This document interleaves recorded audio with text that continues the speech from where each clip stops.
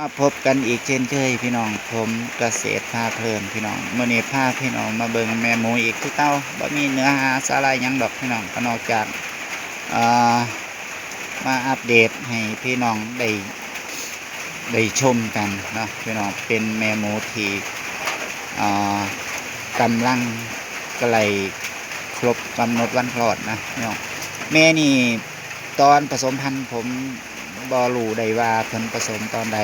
นะพี่น้องแต่ว่ามันนี่ผิดสังเกตก็คือเจ้าแม่นี่เพิ่นสร้างเรียกว่าสร้างหลุมประมาณนี้พี่น้องเพิ่นดุดนะเพิ่นสิดุดเป็นเบ้านะเรียกว่าเลิกอยู่ประมาณจัก20 เซนนี่ล่ะนะแนมไปจากมุมบนนะผมคิดว่าเขาน่าจะเตรียมโตเพื่อจะคลอดลูกซึ่งผมเองก็สังเกตมาหลายวันนะ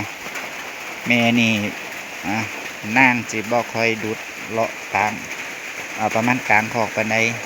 ส่วนหลายสิดุดตามมุมคอกเนาะแต่ว่ามื้อนี้แปลกแห้งเพิ่นมาดุดดินประมาณจักกลางคอกนี่ก็ต้องทารุ่นนะพี่น้องมันสื่อสัญญาณว่าเพิ่นสาเหตุมองออกลูกนะเดี๋ยวผมจะเอาฟางมาวางลงพี่น้องเนาะเพื่อเตรียมให้เพิ่นสร้างหังเพราะว่าถ้าเป็นดินแบบนี้ถ้าเกิดเพิ่นคลอดลูกอาจจะทำให้ลูกโมนั่นเปื้อนปนกับดินอาจจะเกิดผลกระทบใดนะซึ่งผมก็จะเตรียมวางแผนไว้นะพี่น้องถ้าพี่น้องท่านใดมีประสบการณ์นี่ก็สามารถคอมเมนต์บอกดิพี่น้องเพราะว่าผมเองก็มือใหม่ถ้าหมูทองเนี่ยถ้าเพิ่นสร้างเบาประมาณนี้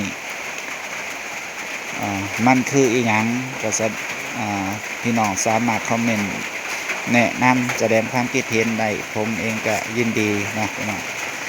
ยินดีที่จะรับฟังนะก็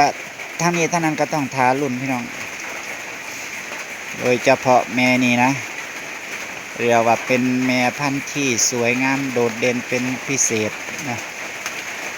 ก็ผมคิดว่าน่าจะบอกคืนนี้ก็อีกจักบอกเกินอีก2 มื้อเท่าที่ผมเดาเบิ่งเพราะว่าเพิ่น ตอนผสมพันธุ์นั้นผมบ่ทราบแน่ชัดว่าเพิ่นผสมช่วงใดตอนนั้นก่อนสิย้ายคอกมานี่ขังร่วมกับตัวผู้พี่น้องซึ่งผมเองก็บ่เห็นตอนเขาผสมพันธุ์แต่ว่าแม่ดำนั่นตอนผสมพันธุ์ผมเห็นแล้วก็เฮ็ดบันทึกไว้แล้วก็ทับมือไรใช่ไหมแต่ว่าแม่นี่บ่เห็นพี่น้องแต่คิดว่าน่าจะผสมพันธุ์ก่อนแม่ดำซึ่งอาจจะประมาณก่อนน่าจะประมาณอาทิตย์หนึ่งหรือ10 วันนะพี่น้องถ้าก่อนประมาณ10 วันนี่เขาน่าจะครบกำหนดคลอดบอมื้อนี้กับมื้ออื่นนะเพราะฉะนั้นก็ทารุ่นกันต่อไปพี่น้องมื้อนี้ผมเกษตรพาเพลินนะพี่น้องมาอัปเดตเฮ็ดคลิปให้พี่น้องได้เบิ่งภาพบรรยากาศน่ารักนะสำหรับมื้อนี้ก็ฝนตกพี่น้องฝนตกตั้งแต่ประมาณจากบ่ายโมงมาจนกระทั่งป่านนี้5 โมงแล้วฝนยังตกอยู่นะก็ถือว่าดีพี่น้องอากาศชุ่มฉ่ำเย็นนะหมูก็สิมักประมาณนี้นะโดยเฉพาะอากาศในช่วงนี้นะพี่น้องโอ้ยก่อนฝนตกมื้อนี้ร้อนเอาแห้งนะก็สำหรับมื้อนี้พี่น้องผมเกษตรพาเพลินพี่น้องนะต้องขอบพระคุณทุกการรับชมนะสำหรับท่านใดที่